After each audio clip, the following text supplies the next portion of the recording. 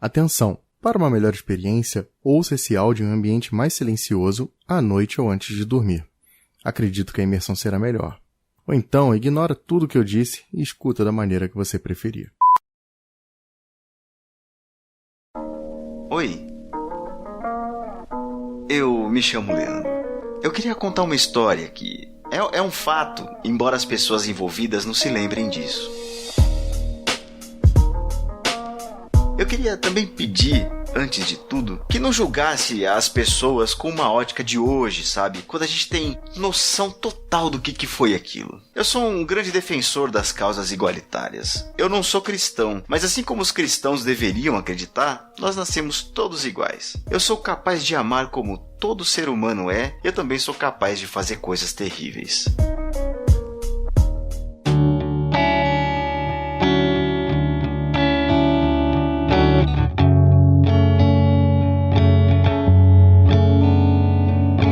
Criança, eu não sabia que poderia ter diferença entre as pessoas, sabe? Que um poderia ser considerado diferente do outro e nem que, de qualquer forma, poderia ter ali uma relação de poder ou algo do tipo entre elas. Ainda nos cristãos, eu gosto daquele pedaço da Gênesis, onde o Adão e Eva, eles eram muito inocentes. Eles não sabiam que eles estavam nus e que o sexo era algo que possivelmente pudesse dar vergonha, sabe? Foi com o fruto do conhecimento que eles se perceberam assim. Então eles se envergonharam. Meu avô um dia foi visitar uma amiga ou uma parente. Eu nunca soube, na verdade, se a dona Conceição era cunhada ou amiga dele. Eu acho que ela era cunhada do irmão falecido. De qualquer maneira, foi um evento estranho até pra gente. Até porque ele levou a gente lá, era algo diferente isso. A casa era do lado de um córrego, de um riacho, e tinha um campinho ali do lado. A dona Conceição tava ali passando um café quando a gente chegou, sabe? Ela viu a gente ali, as crianças, e pediu pra gente brincar com os netos dela, que estavam correndo ali naquele campo. Eu lembro de estar brincando de pega-pega, de bola ou algo do tipo. Eu lembro de estar correndo. Eu deveria ter, assim, uns 5 anos, mais ou menos. Eu não lembro do meu irmão estar lá com a gente, sabe? Eu lembro de ver ele no colo de alguém.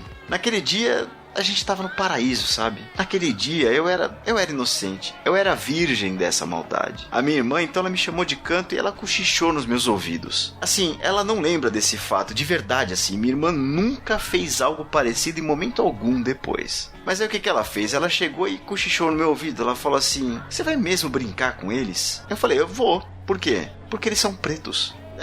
Mas o que tem isso?" Aí ela respondeu: "Nada." Aí eu voltei a brincar. Eu devo ter chutado uma bola ou algo assim, e de repente aquele meu sorriso, ele desabrochou. Eu não sabia mais o que fazer. Então eu falei que eu queria uma água, eu saí da brincadeira, eu não voltei mais, e a dona Conceição me deu a água, filtradinha, num copo limpinho. Mas eu senti como se eu estivesse fazendo algo errado. Naquele dia, eu comi do fruto. Sabe, eu era bem pequeno. A minha irmã também. Eu duvido que esse tipo de coisa tenha vindo da mente dela, sabe? As crianças, elas repetem o que elas aprendem com os adultos e eu não consigo imaginar quem fez isso. Ela deve ter ouvido algo assim na escola, num outro grupo social que ela frequentasse, eu não sei. Eu já cometi alguns erros graves, sabe? De falar coisas assim, super ofensivas, e foi por inocência. Eu lembro que meu pai usava muito uma frase assim: se arrependeu de ter nascido. E eu fiquei um tempão tentando achar assim um momento pra usar, sabe? Aí numas férias que eu passei ainda na casa da minha avó em Praia Grande, eu conheci um menino que era muito gente boa e ele tinha uma perna menor, que ficava na altura do joelho, sabe? E ele andava de uma forma curiosa. Eu não via nada de errado naquilo e sinceramente eu admirava o moleque brincando com a gente. Era uma vantagem ele ter uma perna que permitia estar ali mais alto, às vezes mais baixo, sabe? Aí, bom, criança, né? Eu perguntei por que ele tinha aquela perna. Ele disse: "Eu nasci assim." E aí eu usei aquela frase do meu pai: "Nossa, deve ter se arrependido de ter nascido." O menino se despediu muito educadamente e ele foi pra casa. No dia seguinte, a minha avó veio perguntar se eu tinha falado aquilo e eu menti. Não fui eu não, vó. Essas duas frases ainda doem em mim, sabe? Eu não sei se um dia eu vou poder encontrar o garoto e dizer pra ele que isso me corrói já faz quase 30 anos. Eu não tenho mais maneira alguma de contar pra minha avó que eu cometi um erro. A minha irmã, ela nunca fez diferença, sabe? Como eu já disse aqui várias vezes. Eu não me lembro de uma piadinha, uma frase preconceituosa da minha irmã. Meu avô é negro. A gente sempre teve amigos negros. Por que aquilo?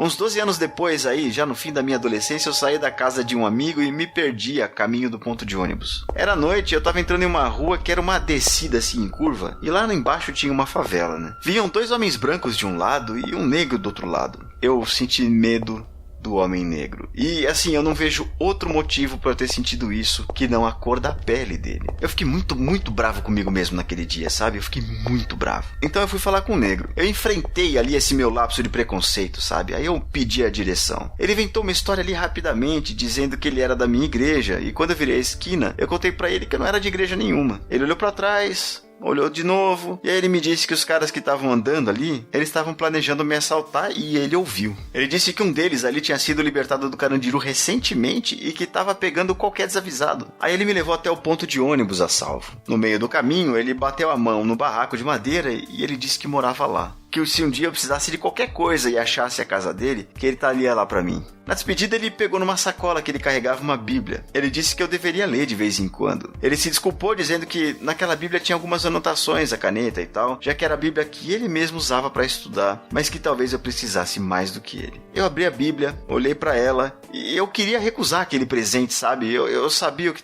eu me senti mal. E aí ele disse que precisava ir. Quando eu olhei pra frente, eu não encontrei mais ele. Eu olhei, procurei ao redor e nada. Eu ainda tenho essa Bíblia. Na verdade, é a única Bíblia que eu tenho. De vez em quando eu leio, eu repenso naquele dia. Eu não sei exatamente o que aconteceu. Eu sei que eu aprendi uma grande lição.